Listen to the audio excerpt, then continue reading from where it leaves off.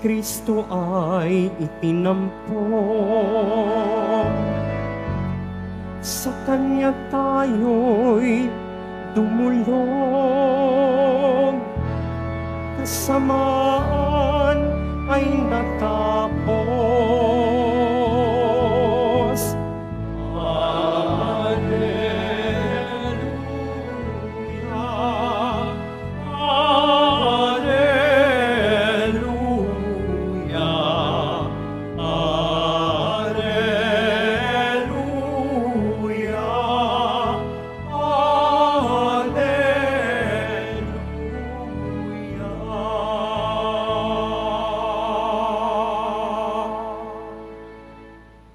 Sumainyo ang Panginoon. At sumayo rin. Ang mabuting balita ng Panginoon ayon kay San Lucas. Papuri sa iyo, Panginoon.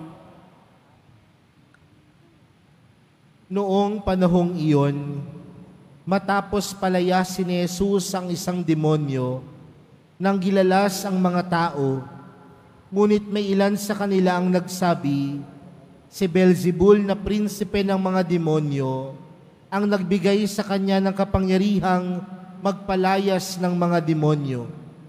May iba namang nais siyang subukin, kaya't nagsabi, magpakita ka ng kababalaghang magpapakilala na ang Diyos ang sumasa iyo.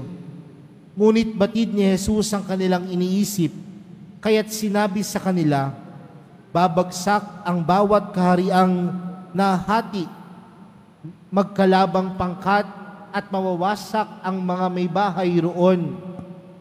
Kung maghimagsik si Satanas laban sa kanyang sarili, paano mananatili ang kanyang kaharian? Sinasabi ninyo, nagpapalayas ako ng mga demonyo, sapagkat binigyan ako ni Beelzebul ng kapangyarihang ito. Kung ako'y nagpapalayas ng mga demonyo sa pamamagitan ni Beelzebul, sino naman ang nabigay ng kapangyarihan sa inyong mga tagasunod na makagawa ng gayon? Sila na rin ang nagpatunay na maling-mali kayo. Ngayon, kung ako'y nagpapalayas ng mga demonyo sa pamamagitan ng kapangyarihan ng Diyos, nangangahulugang dumating na sa inyo ang paghahari ng Diyos.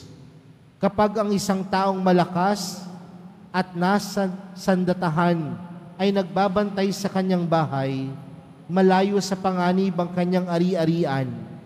Ngunit, kung salakayin siya at talunin ng isang taong higit na malakas, sasamsamin nito ang mga sandatang kanyang inaasahan at ipamamahagi ang ari-ariang inagaw. Ang hindi panig sa akin ay laban sa akin, at nagkakalat ang hindi tumutulong sa aking mag-ipon. Kapag lumabas na mula sa tawang isang masamang espiritu, ito'y gumagala sa mga tigang na lugar at naghahanap ng mapapahingahan.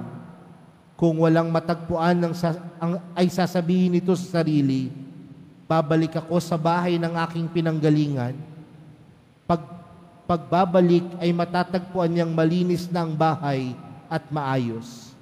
Kaya lalabas siyang muli at magsasama ng 7 pang espiritong masama kaysa kanya, at papasok sila at maninirahan doon.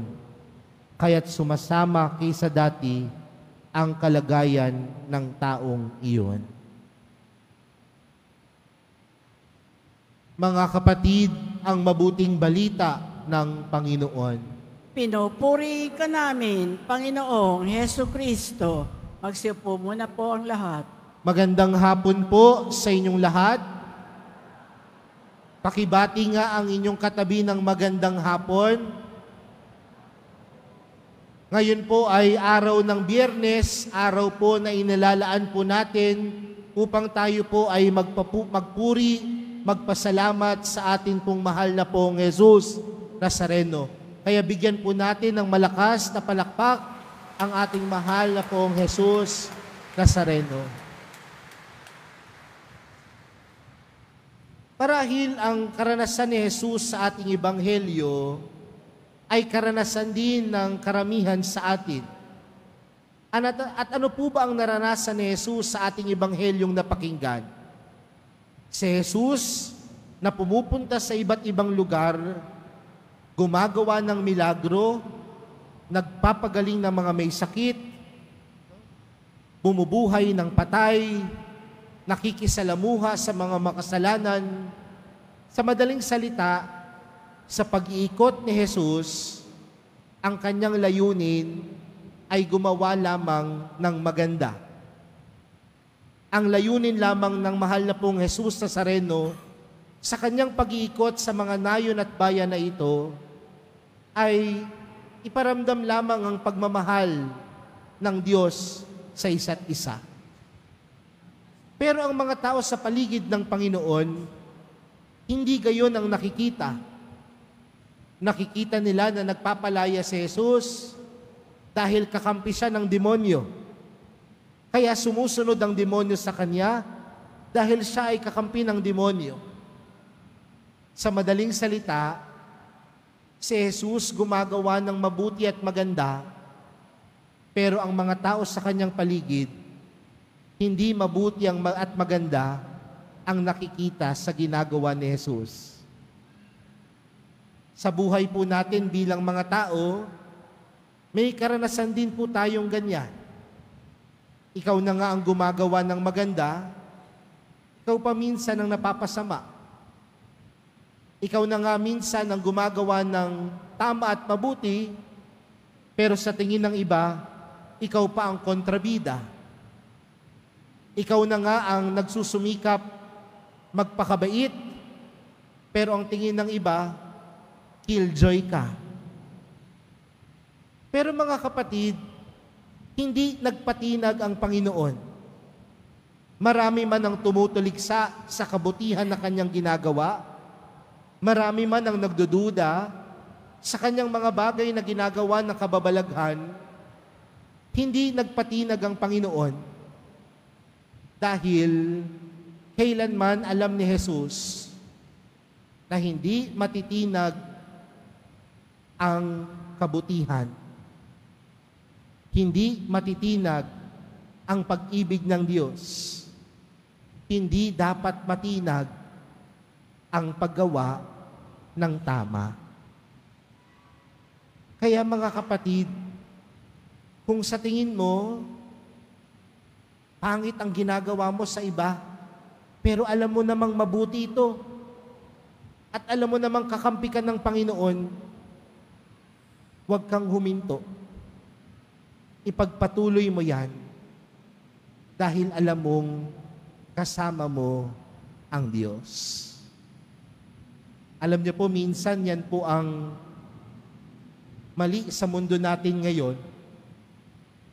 May mga pagkakataon na yung mga taong gumagawa ng mabuti, yung mga taong gumagawa ng tama, yun pa yung pinipigilan, yun pa yung pinagdududahan, pero minsan yung mga gumagawa ng masama, yun pa minsan ang pinapalakpakan. Kaya nga ang lalakas ng loob ng mga taong gumawa ng mali, dahil sila minsan pa ang pinapalakpakan, sila minsan pa ang pinapupurihan. Pero sa ating mga Kristiyano, hindi naman natin kailangan ng palakpak. Hindi naman natin kailangan ng papuri. Ang kailangan natin, magpakabuti at pumanig sa kabutihan. Parang malungkot po kayo. Parang ayaw niyong tanggapin yung realidad na yon. Hindi tayo panig o hindi tayo doon sa palakpak at papuri kahit mali na ang ating ginagawa. Kundi doon tayo sa tama at mabuti at panig sa Diyos. Kaya kung panig tayo kay Kristo, kung panig tayo sa Diyos, ang disposisyon natin, ang pagkilos natin, dapat din mabuti at maganda. Kaya nga doon sa ating ebanghelyo, ang sabi ng Panginoon, ang hindi panig sa akin ay laban sa akin at nagkakalat ang hindi tumutulong sa aking mag-ipon. Kung panig tayo sa Diyos, mabuhay tayo ng mabuti. Kung panig tayo sa mahal na pong Jesus Nazareno, mamuhay tayo ng tama. Yun po yung unang magandang pagnilayan. Pangalawang bagay na magandang pagnilayan, kung tayo ay panig sa Diyos, dapat ang isinasabuhay natin, kabutihan. Dapat ang isinasabuhay natin, kagandahang asal. Dapat ang isinasabuhay natin ay ang pagmamahal ng Diyos. Kasi minsan nakakalungkot mang isipin kung sino pa minsan ng naturingang Kristiyano, kung sino pa minsan ng naturingang Katoliko, sila pa ang pumapanig sa hindi panig kay Kristo. At ano po yun? Yung kasamaan, yung kabaluktutan, yung mali. Bagkus kung tayo ay panig kay Kristo, dapat sa ating pag-iisip, sa ating mga desisyon na ginagawa, sa mga bagay na lumalabas sa ating bibig, dapat ito'y nagpapakita ng kabutihan. Tanungin nyo nga po yung katabi ninyo, panig ka ba kay Kristo? Sige po, tanungin ninyo, panig ka ba sa mahal na pong Jesus Nazareno? Tapos po sundan nyo ng tanong, bakit chismosa ka?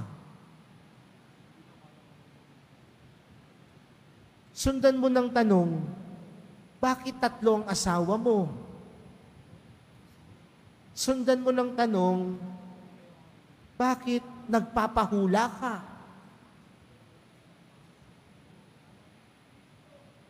Kasi kung ang panig kay Kristo ay hindi lamang pagpanig sa Kanya sa pamagitan ng pananalita, kundi ang pagpanig kay Kristo ay pagsasabuhay kay Kristo. At yun ang mahalaga.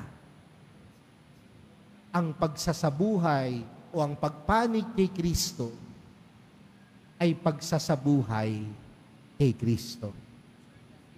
At sa pagsasabuhay kay Kristo, ang ating pagkilos at paggawa ay laging nasa panig ng tama at mabuti. Kaya mga kapatid, hamon po ito sa atin sa araw na ito, ha? Lahat po tayo, karamihan po sa atin dito, ay deboto ng mahal na pong Jesus Nazareno. At kung ikaw ay deboto ng mahal na pong Jesus Nazareno, nangangahulugan na sa buhay mo, dapat ikaw ay panig lagi kay Kristo. At ang tunay na pumapanig kay Kristo, nagsasabuhay kay Kristo. Kaya po sa pagpapatuloy po ng ating banal na misa, para sa araw na ito, araw ng mahal na pong Jesus Nazareno, pinapaalalahanan tayong pumanig kay Kristo. At ang panig kay Kristo, nagsasabuhay kay Kristo. At ang nagsasabuhay kay Kristo, laging nasa panig ng mabuti at tama. Amen.